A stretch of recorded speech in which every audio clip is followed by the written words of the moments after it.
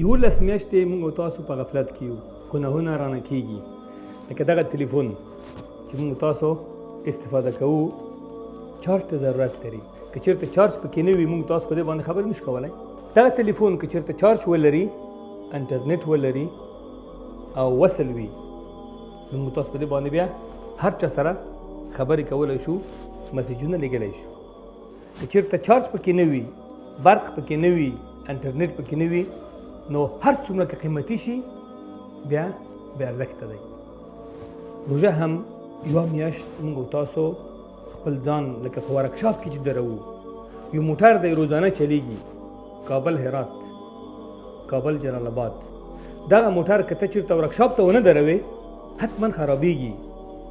نو دغه موټر خپل قیمت د لاسه ورکوي. موږ او تاسو هم 11 میاشتې په غفلت کې وو. د یوه میاشت باید خپلو ځانونو باندې جدي کار وکوو تر څو ځانونه الله ته ورلنډ کړو.